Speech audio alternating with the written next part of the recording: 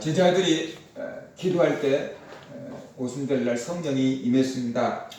바람 같은 소리가 들리더니 제자들 머리 위에 불덩이가 하나씩 임해 있었습니다. 그리고 제자들이 배우지도 않는 나라 말로 복음을 전하기 시작했습니다. 아마 제자들의 마음에 뜨거운 불이 임했을 겁니다. 그리고 자기도 모르게 자기 입에서 외우가 막 터져 나오는 것을 보고 제자들 스스로도 놀랐을 것입니다. 이게 무슨 일이야? 한 번도 들어본 적도 없고 경험해 본 적도 없고 생각해 본 적도 없는 놀라운 일이 자기에게 벌어지니까 제자들이 서로 놀랐을 것입니다. 자기도 놀랬고 옆에 있는 다른 사람도 또 이렇게 하고 있는 것을 보고 아마 놀랬고 입으로는 복음을 전하면서 속으로는 도대체 이게 어떤 일인가 하면서 놀랬을 것입니다. 제자들만 놀란 게 아니고 그 장면을 지켜보고 있는 모든 사람들이 다 놀랬습니다. 오순절이기 때문에 그곳에 많은 사람들이 모였다 그랬잖아요. 이스라엘 전역에 흩어져 살던 사람들이 예배하기 위해서 예루살렘으로 모여들었고 해외에 흩어져 있던 유대인들과 해외에서 이렇게 유대교를 믿는 사람들이 이방인들이 다 예루살렘에 모여서 있던 오순절이었어요. 그때 예루살렘에서 120명의 제자들이 전부 다 일어나가지고 배우지도 않는 나라 말로 막 그냥 하나님 나라를 복음을 전파하기 시작했으니까 얼마나 시끄럽고 얼마나 뭐라 그럴까 놀라운 장면이 벌어졌고 사람들이 웅성거렸겠습니까? 그래서 그걸 본 사람들도 다 아마 놀랬다라고 본문은 말씀을 하고 있습니다. 그 모습을 보고 두 가지 반응을 보였습니다.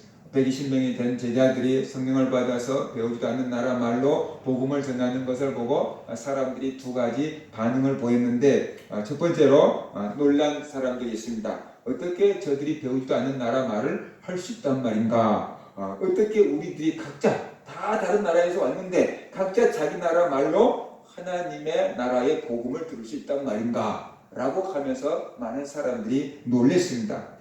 그들은 제자들이 배우지도 않는 나라 말을 너무나도 유창하게 하고 각자 나라가 다른 데서 왔는데 자기 나라의 말로 다 들리는 것을 보고 굉장히 놀랐어요. 세상에 어떻게 저런 일이 우리말로 하면 기적이다 라고 이렇게 생각을 했어요. 그래서 그들은 뭐라 그럴까 하나님에 대해서 복음에 대해서 제자들에 대해서 호기심을 갖고 관심을 가졌을 겁니다. 왜냐 그러면 유대인들은 표적을 구한다 그랬잖아요.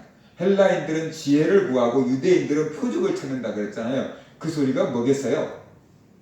유대인들은 표적을 보여달라. 하나님의 일이면, 하나님의 사랑이면, 하나님의 말씀이면 표적을 보여줘. 이런 식으로 유대인들은 확인을 했던 거죠. 그래서 어떤 표적, 놀라운 기적이 나타나면 저게 하나님의 사랑이구나, 저게 하나님의 말씀이구나 라고 유대인들은 받아들였던 거고, 헬라인들은 한번 들어보자. 그리고 지혜로운 말인지 자기들의 지혜로 이해가 되면은 옳고 이해가 안 되면은 거부하는 그런 민족성을 가지고 있었던 거죠. 우리나라 사람들은 어떻겠어요? 우리나라 사람들은 표적을 구하겠어요? 지혜를 구하겠어요? 우리나라 사람들은 어떤 정서적인 거 있죠. 정리 통하면은 되는 거고 알면 되고 알지 않으면은 모르는 사람이면은 의심하는 것이 아마 우리나라 사람들의 풍토지 않을까라는 그런 생각을 해요. 그래서 많은 유대교를 믿는 사람들, 많은 그 유대인들이 예루살렘에 모였는데 제자들이 배우지 않는 나라 말로 막 이 복음을 전하니까 사람들이 어찌 된 거야? 저들이 어떻게 갈릴리 사람들인데 우리나라 말을 저렇게 유창하게 해? 다른 나라 말도 안 해? 막 열몇 개국의 언어를 가지고 막 복음을 전하는 걸 보고 사람들이 놀래. 어떻게 저런 일이 있을 수 있어? 신기하네. 막 사람들이 여기저기서 웅성거렸겠지요. 그 모습을 보고 사람들은 이건 기적이 아니고는 설명할 길이 없다라고 아마 생각했을 것입니다. 이것은 하나님이 행하신 기적이다라고 많은 사람들이 생각을 했겠죠. 그래서 기적이다라고 생각하고 놀란 사람들은 하나님을 향해서 마음을 열게 됐고 제자들을 향해서 마음을 열게 된 거죠.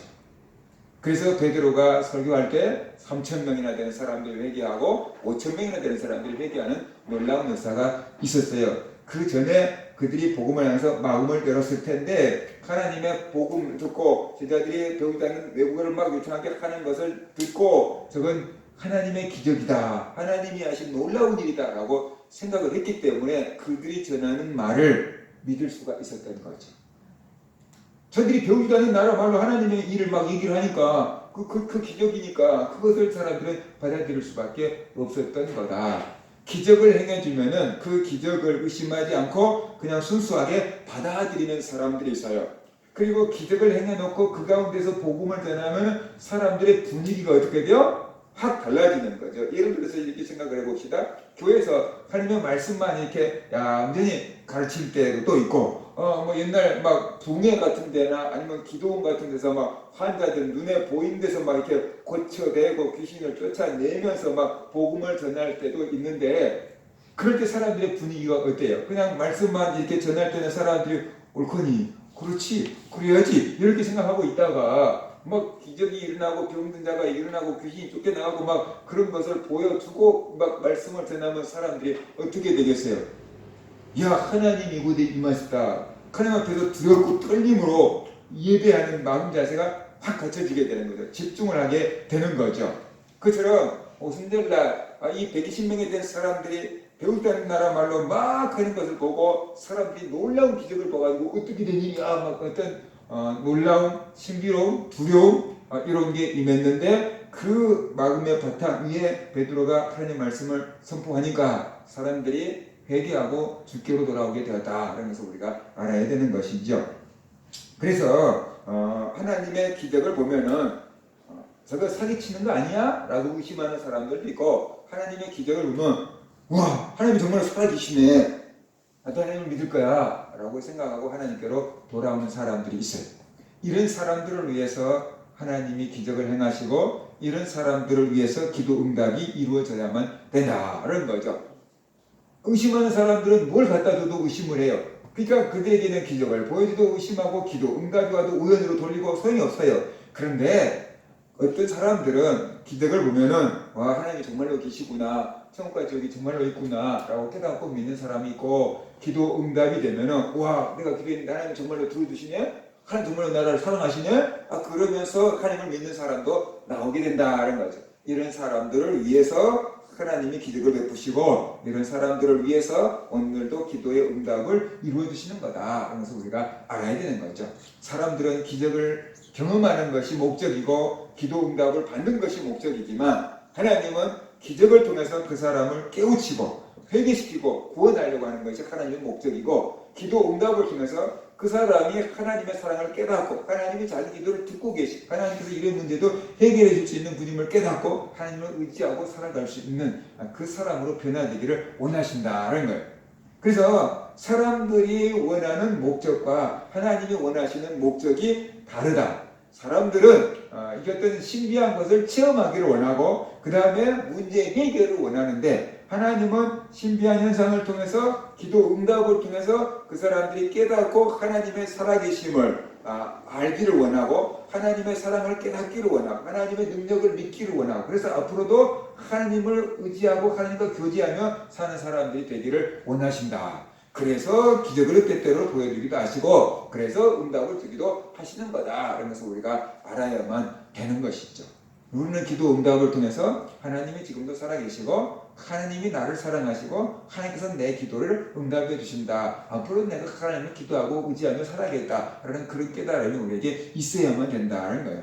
근데 이런 깨달음이 없으면은 우리가 기도 응답받고도 믿음이 자라지 않는 기도 응답받고 또 그렇게 살고 있다가 어려운 당하면 또 기도해서 응답받고 또 그렇게 살다가 늘 그렇게 제자리 걸음밖에 할 수밖에 없는 거다. 그러면서 우리가 알아야만 된다는 것이죠. 그래서 어떠한 기적을 체험했든지 간에 어떠한 응답을 받았든지 간에 그 속에 하나님에 대한 깨달음 내가 그 죄인임이라는 그 깨달음 이것이 함께 오지 않는다라면 그 사람은 온전한 믿음으로 성장하기가 어려운 거다. 큰 믿음으로 성장하기가 어려운 거다. 그러면서 우리가 알아야만 되는 것이죠. 그래서 응답을 통해서 어떤 성령 체험을 통해서 기적을 통해서 깨닫는 마음 그것이 굉장히 중요한 거다. 그래서 우리가 알아야 됩니다. 그 다음에 두 번째로 제자들이 술에 취했다라고 이 비웃는 사람들이 나왔어요.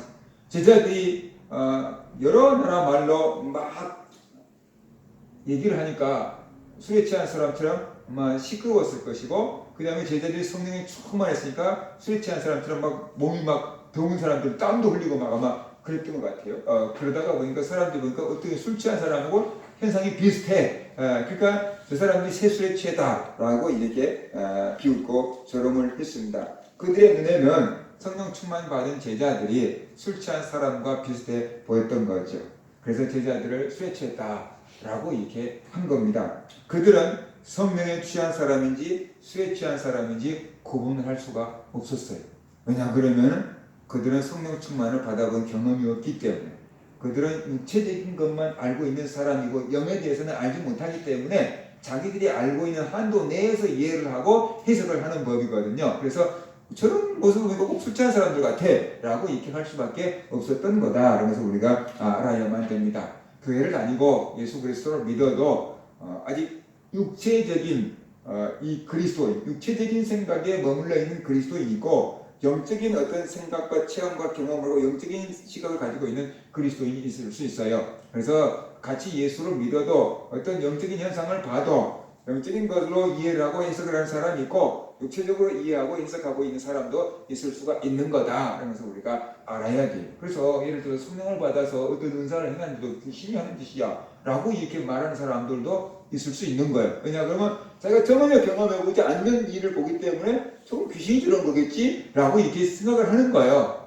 오늘날 성령의 역사는 없다고 생각하기 때문에 저런 것은 귀신이 하는 거다 라고 그 사람 입장에서는 그렇게 해석을 하는 거예요. 그러나 또 그런 은혜를 체험을 해본 사람은 저럴 수도 있지 뭐 라고 이렇게 이해할 수가 있게 되는 것이죠. 그래서 교회에서 어떤 현상이 일어나도 그것을 이해하고 받아들인 사람이 있고 그것을 이해하지 못한 사람이 있을 수 있다.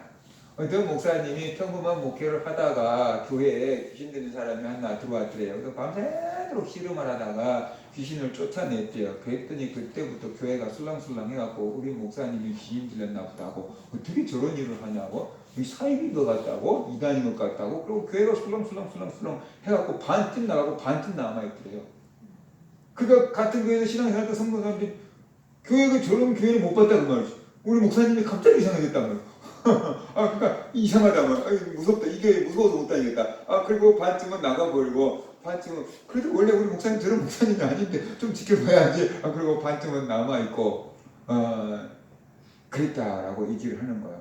그러니까 이 경험해보지 않은 일이 일어나면은 성도형제 어떤 영적인 현상이 일어나면은 이것을 무조건 하나님의 일이다라고 그냥 덥석 믿어버리는 사람도 있고 반대로 무조건 귀신 장난이라고 이렇게 평가해버리는 사람들이 분별하지 않고 그냥 무조건 자기 경험에 의해서 이렇게 해버리는 사람들이 아직 한국 교회도 많이 있다는 거예요. 그 이유는 뭐냐 그러면은 그 사람의 경험의 한계 안에서 이해를 하고 해석을 하기 때문에 그런 거다. 그러면서 알아야 돼. 내가 어떤 분위기 속에서 신앙생활을 해왔는가 또 어떤 그 가르침을 받아왔는가에 따라서 성도들의 신앙하는 색깔이 조금씩 다른 거다. 그러면서 우리가 좀 이해를 해야만 된다라는 것이.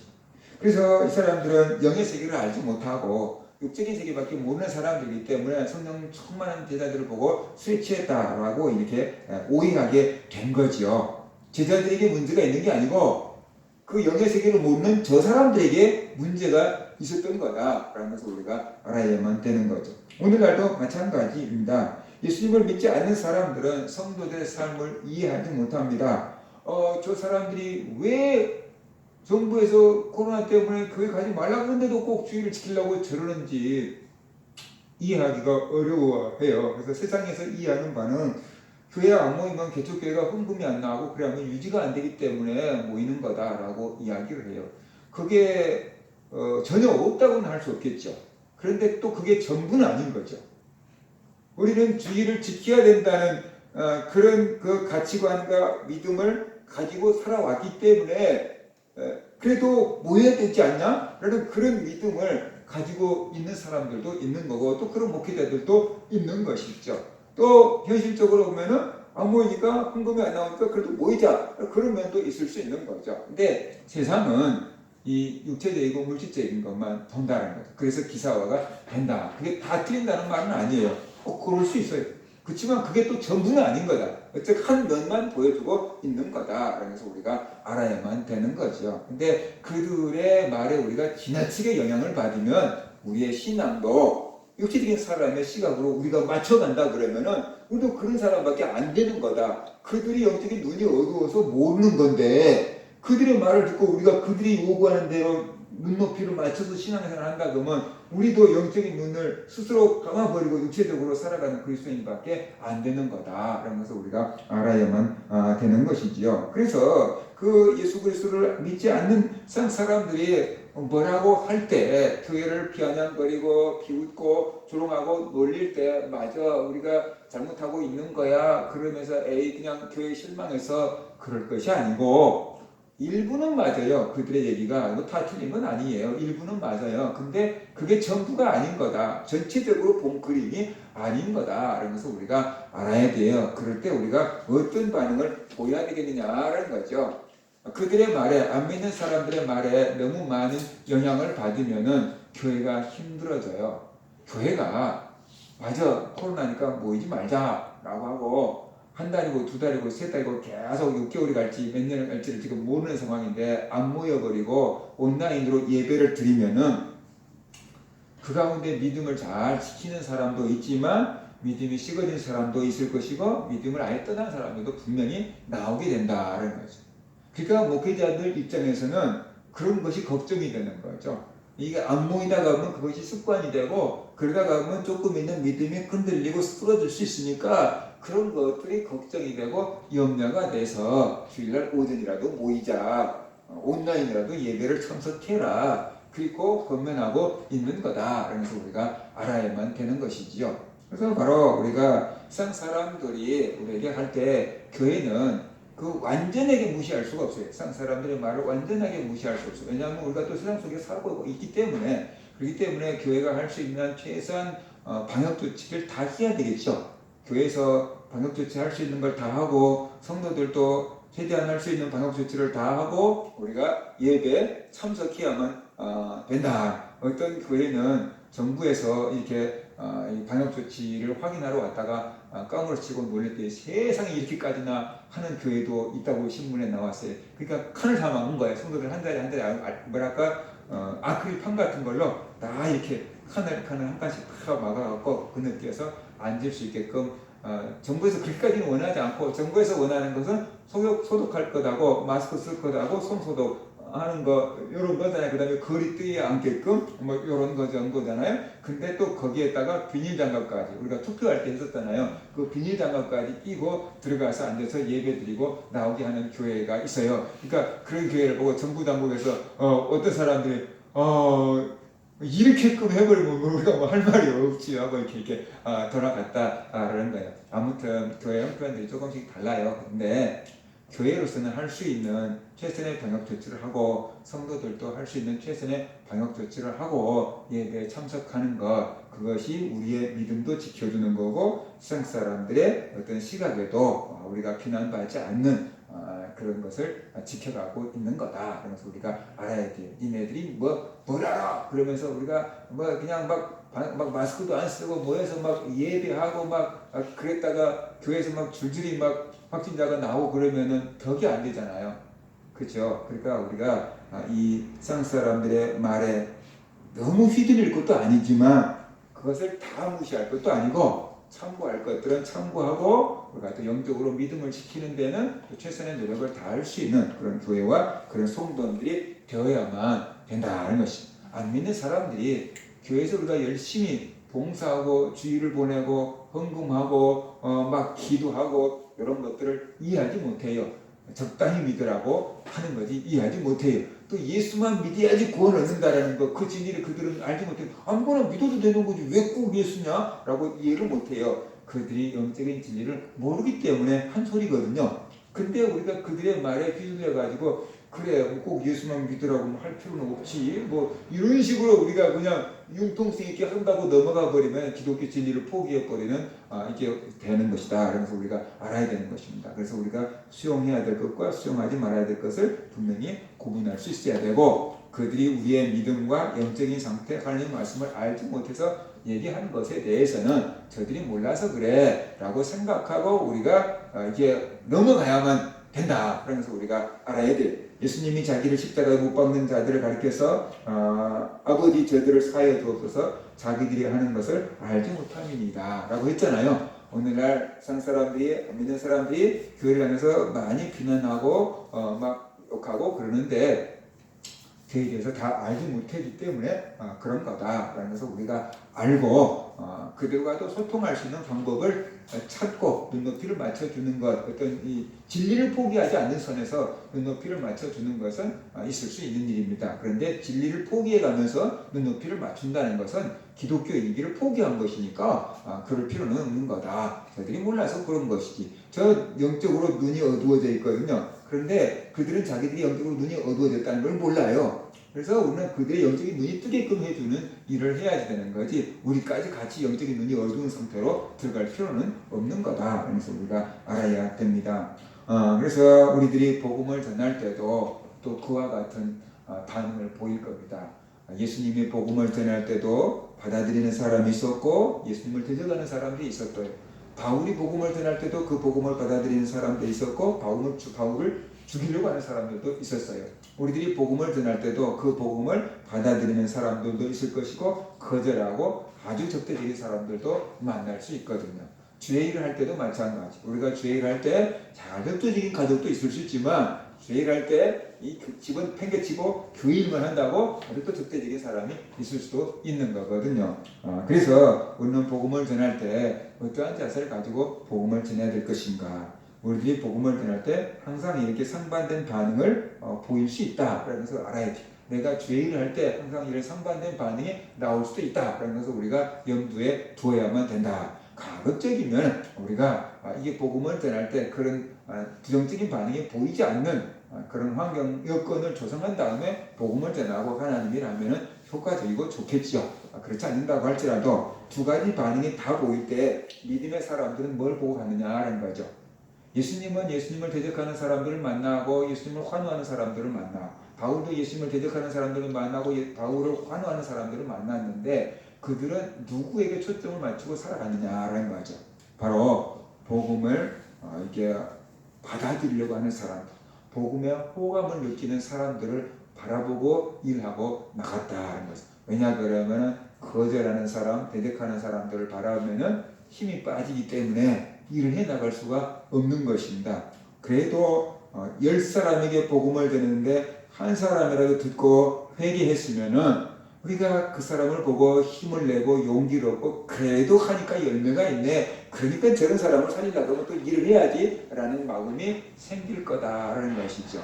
그래서 우리는 항상 어디에 초점을 맞추느냐가 중요합니다. 복음을 전하고 교회에서 섬기고 봉사할 때 열매 없는 것에다가 초점을 맞추면은 우리는 일할 수 있는 의욕을 상실하고 있던 힘도 빠져버리게 되고 믿음도 식어져 버리게 됩니다. 그런데 우리가 정말로 열매 맺는 것, 가능성 있는 것, 소망 있는 것, 희망 있는 것에다가 초점을 맞추면은 그 속에서 우리가 힘을 얻게 되고 소망을 얻게 되고 믿음을 지킬 수가 있게 되는 거다. 그래서 우리가 알아야 됩니다. 우리가 기도할 때도 마찬가지.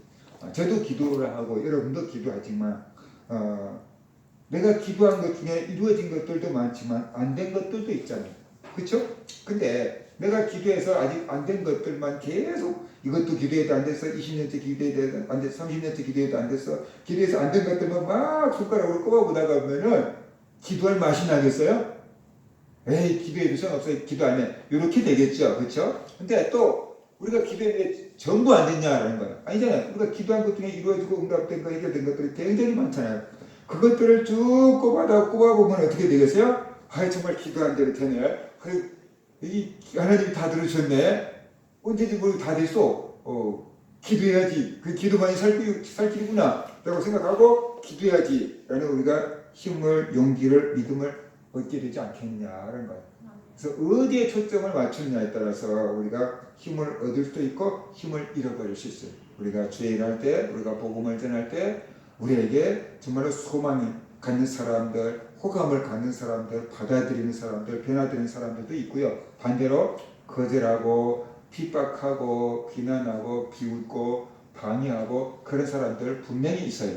근데 우리가 그 안 좋은 쪽에 있는 사람들을 너무 깊이 생각하면은 우리가 힘이 빠져서 일을 못해요.